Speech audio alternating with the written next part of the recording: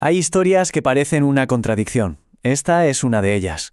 Nos vamos a Argentina, un país que oficialmente celebra estar libre de minas, un logro importantísimo.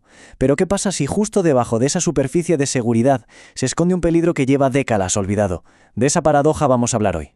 Esta frase de verdad lo resume todo. Argentina cumplió con su parte del trato, eliminó las minas antipersonales, y eso es genial. Pero, como vamos a ver, esa es solo una parte de la historia. Hay otra amenaza, una que ha estado ahí, en silencio, sin que nadie le prestara demasiada atención. Y entonces, ¿cómo es que este peligro oculto sale a la luz? Bueno, la historia no empieza en un despacho de gobierno ni con un informe oficial. Empieza con la perseverancia y la experiencia de un solo oficial de policía. Fíjense en esta línea de tiempo. Esto no es algo que pasó de un día para otro. Arranca en 2004. Un oficial de Chubut se especializa en explosivos y se da cuenta de que algo no cierra. Se pasa 12 años, 12, recorriendo el terreno, confirmando que el problema es enorme.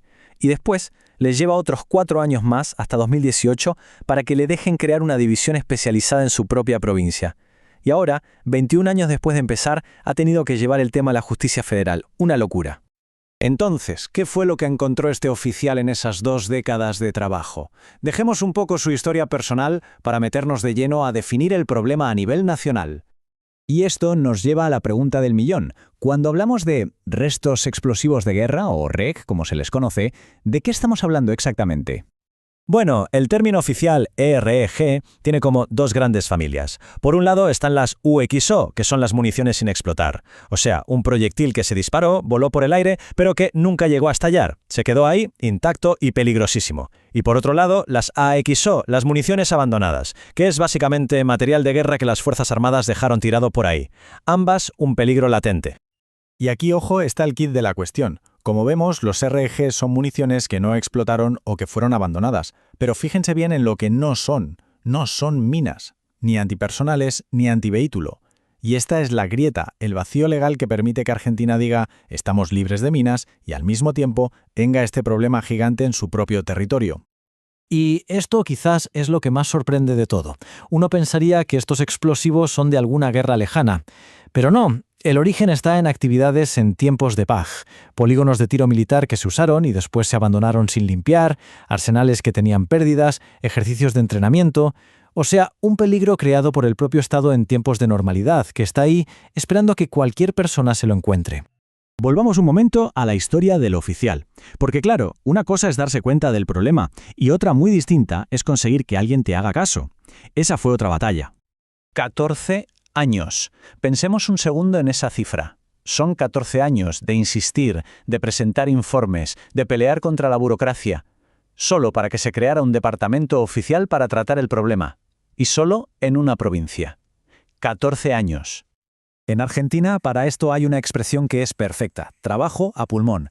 Y es que es esa imagen, la de una sola persona o un grupo muy chico empujando algo gigante sin ayuda. Formar gente, limpiar zonas, intentar que los de arriba escuchen, todo con un apoyo casi nulo, una campaña solitaria contra una amenaza nacional. Pero esta lucha de 21 años no fue solo para quejarse o señalar un problema. Fue, sobre todo, para construir una solución. Y ahora vamos a ver cómo todo ese esfuerzo se terminó convirtiendo en una propuesta muy concreta a nivel nacional. El resultado es un proyecto de ley con 4 pasos fundamentales, muy lógicos. Primero, crear un centro nacional, que haya alguien a cargo que dirija la orquesta. Segundo, adoptar estándares internacionales. No hay que inventar la rueda, hay que hacer las cosas bien. Tercero, aplicar el modelo de los 5 pilares del desminado humanitario. Y cuarto, quizá lo más importante, definir quién es responsable de qué. ¿Y qué es esto de los 5 pilares? Pues es una estrategia completa.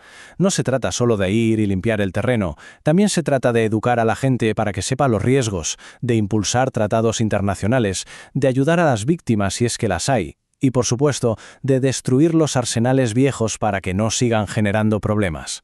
Es mirar el problema desde todos los ángulos. En esta tabla se ve perfecto. Se crea un centro nacional que dirige todo. Las Fuerzas Armadas, que conocen el material, se encargan del trabajo de campo, marcar las zonas, sacar los explosivos y educar. Y las autoridades civiles se ocupan de la parte humana, la asistencia a las víctimas. Por fin, una cadena de responsabilidades donde cada uno sabe qué tiene que hacer. Muy bien, tenemos el problema identificado y un plan súper detallado sobre la mesa. La pregunta del millón es, ¿y ahora qué? ¿En qué punto está todo esto? Y aquí es donde la historia da un giro. En 2025, después de años de golpear puertas y no recibir respuestas, se optó por la vía legal, una denuncia penal federal. El objetivo es muy simple, obligar al Estado argentino a que de una vez por todas se haga cargo de sus responsabilidades. ¿Y por qué tanta urgencia? Este gráfico lo explica todo. Esto no es un problema del pasado que está enterrado y quieto. Las ciudades crecen y se acercan a esas zonas. La gente sale a hacer trekking, al campo, se desarrollan proyectos agrícolas. El riesgo de que alguien, un chico, un agricultor, una familia, se tope con uno de estos artefactos es real y crece cada día. Se trata de evitar una tragedia que está anunciada. Y esto nos lleva a un punto clave, que resume esta cita. El apoyo internacional es fundamental. La experiencia de otros países, la presión diplomática, incluso los recursos, todo eso podría ser el empujón final que este plan necesita para que pase del papel a la realidad. Así que al final tenemos esto, una lucha de más de 2 décadas que empezó con la convicción de una sola persona y que ha terminado con un plan detallado para hacer de Argentina un país más seguro. La pregunta que queda flotando en el aire es, ¿llegará el apoyo necesario tanto de adentro como de afuera para que todo este esfuerzo no quede en nada?